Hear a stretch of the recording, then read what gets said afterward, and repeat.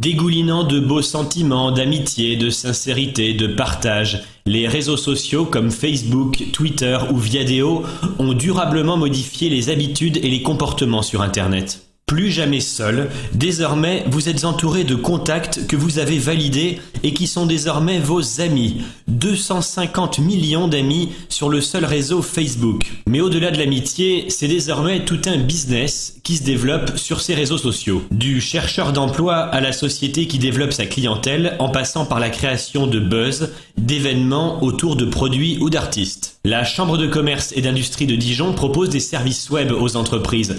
Ça s'adresse à la fois aux professionnels des technologies de l'information et de la communication, mais également à toutes les sociétés pour se lancer sur le net. Grégory Maubon est chef de projet TIC à la CCI de Dijon. On l'écoute. Sur Facebook, je suis ami avec des communistes, des écologistes, des UMP, des Front National, des socialistes. Est-ce que je suis quelqu'un de crédible? Alors ça c'est une bonne question. Est-ce que vous êtes vraiment ami avec eux? J'ai répondu oui.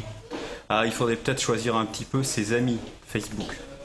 Amis, c'est un mot fort. Facebook, on va dire contact, même si c'est pas tout à fait le terme employé. Mon patron veut devenir mon ami sur Facebook. Alors je me dis d'un côté, si je réponds non, il va croire que je l'aime pas, mais en même temps, si je dis oui, il va savoir ce que je fais de ma vie privée, il verra les photos des dernières vacances. Enfin, qu'est-ce que je dois faire dans ce cas-là? Est-ce que vous mettez sur Facebook, c'est vraiment privé?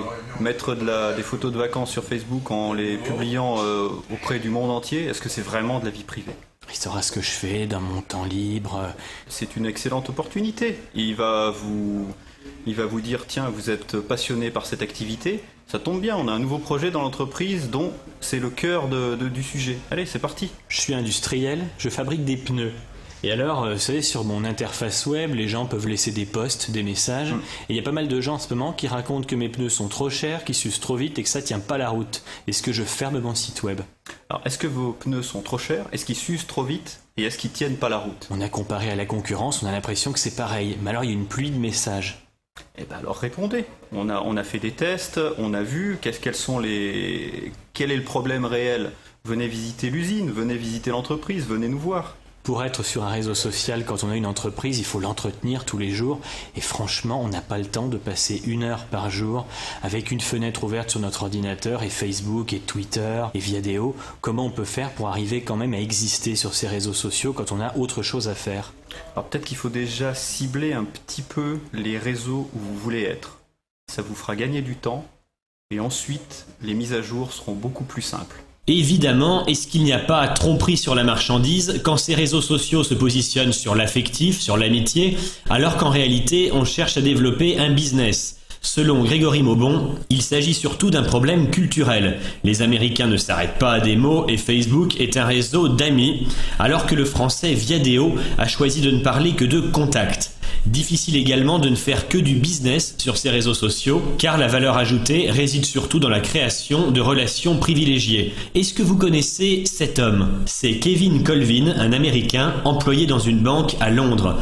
Un beau jour, Kevin demande à son patron de rentrer chez lui à New York pour un problème familial. Seulement, Kevin était rentré aux USA pour fêter Halloween. Un collègue le découvre sur Facebook avec notamment cette belle photo. Kevin est dénoncé puis licencié. En France, on n'a pas encore de jurisprudence impliquant des infos ou des photos divulguées sur des réseaux sociaux et théoriquement, ces éléments relèvent de la protection de la vie privée. Un employeur ne peut donc prendre aucune sanction contre un salarié pour une cause tirée de sa vie privée. Mais les réseaux sociaux tels Facebook sont un lieu à la fois privé et ouvert au public. Tout est donc imaginable, soyez prudents.